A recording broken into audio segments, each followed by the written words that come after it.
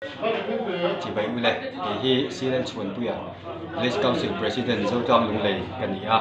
vì với năm bằng à thế càng mấy vàng bồi na thế cái hàng tốt cho ba cái chuyện anh in càng mấy làm đi mà đi ram chung năm mà rồi càng cái in đi dàn nắm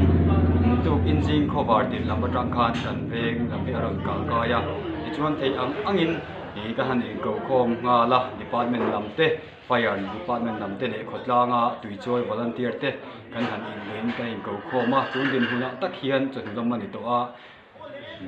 thì người quý trên là in lệ lâu này vậy này làm thế hi càng mấy năm mấy lâu nan cần hal khala thì chuan người quý trên là làm bằng thì cần control thế à he cần har san là lệ cần buổi na thì hi department làm thế sarkar mi poi mo te le private veng thang thang village council thang thang te le YMA NGO po thang thang te anron lang ve tuk tuka chuan kan har san na zon thang thang kan mamo ber tùy te po tùy choi thang thang ten ti khan meron supply a ti chuan khai la kom mi lo will fire department ho nen trang kopin kang thedin kan boi ti chuan kan har san na hianin sum le pai tam tak mi malte Paul from Thang Tele kan sui angin department number trangin sum le pai kan dowa kan email le te le forest department te DMN RBCM relief lam te po in tran puina te min ran pe kan lom em tin hemi rual hian khotlaw mi pui mai ba ka tuipur private tuipur ron in volunteer te chunga kan lom tak zeta khai lak le chat lak om mi lovin kang kan thel thaya kan in vel thaya tun din mula hian kei mani khachunga hian in kang le kang den chena har sana to hi kan om lo ni in kan thia chu chu kan soi the tlang pui ni ta sela kalome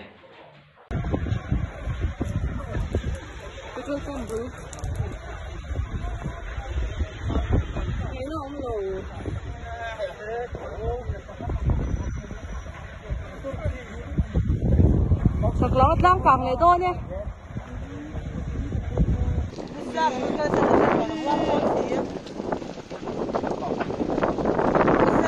Chỗ các khu cảng chân à, tôi chỗ các khu cảng chân thế nhỉ?